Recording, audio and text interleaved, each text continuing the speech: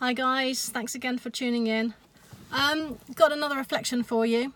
So, I suppose what was about 6 days ago, something like that.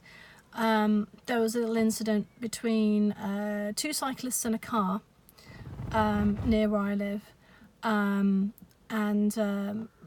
basically they met the car and they didn't fare very well. Nobody was badly hurt, thank goodness. But it was my first, I suppose, proper RTC, or road traffic collision as they call it now, not RTA, which was the old way of saying road traffic accident, because everything to do with hitting things is colliding collision, so they changed it to collision. Anyway, so we got called out for this this collision with the cyclists and a car. And we were first on scene, and the first thing I thought was, oh my goodness, where'd I park the vehicle? There was people surrounding these people on the floor. There was a car involved, as I said, and there was another car that stopped to make sure how people were. Other cyclists were looking after their colleagues. So I just put the vehicle near to, or just beyond, the ones that were having difficulties on the floor, and got out, and we both put our high visors on, even if it was 25-26 degrees out there. Like today it's 30, so hot, but you need a high vis on anyway, because inevitably people won't be able to see you on the road. There's always going to be somebody who doesn't see somebody in green, even if it's bright sun. And I think technically we're supposed to have high visors on the roadside anyway. So we went to the first person. There was another DCA or double crewed ambulance who then looked after the second cyclist, and my paramedic went straight up and did an assessment.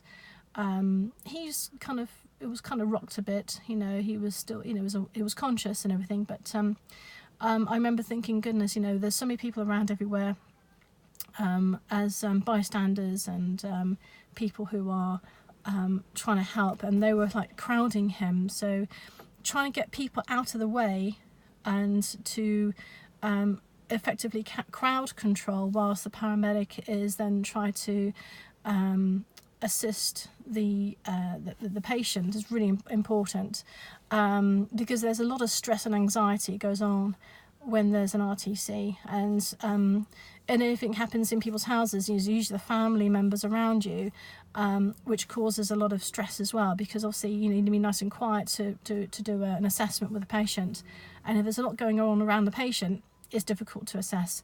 So I kind of asked politely for the people to come back. I was listening to what paramedic was talking about.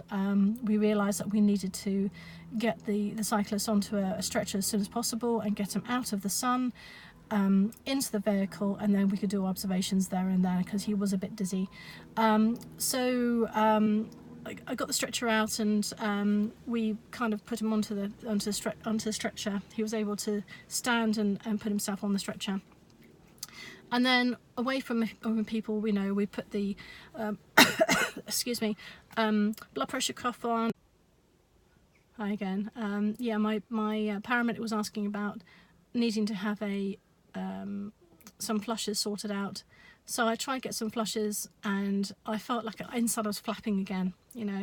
I needed to get these flushes out quickly, because she needed to give this chappie some analgesia quite quickly, and I couldn't. I put the flushes in, and I tried pulling out the 10 mils of flushes you needed. Squirt a little bit everywhere. I thought, oh my goodness. But in the end, because it was the heat and it was the first time RTC, and you don't have a lot of practice when it comes to drawing up flushes and drawing up medicines and things like that, so the more you can do it, the better you get. And I was all right. It was just I was a little bit flustered a bit, but yeah, that was for me personally, it was a very good experience, and I'll know next time to drop flushes as my paramedic is sort of sorting out the cannula, for example, but you learn this stage by stage with somebody that you're with or crewed up with as a rotor rather than as a relief person, because everyone changes. Or the rotor, you get to know that person, that paramedic, how they work in their systematic way, and it's difficult the first couple of weeks, you know, always sort of I don't know, jumping over each other and trying to preempt things, but the most important thing, of course, is communication. Yeah, it was a really good experience, and happy to say that both of them went to hospital and they saw each other and they said hello to each other on the trolleys, and yeah, they're doing all right. So happy ending there as well.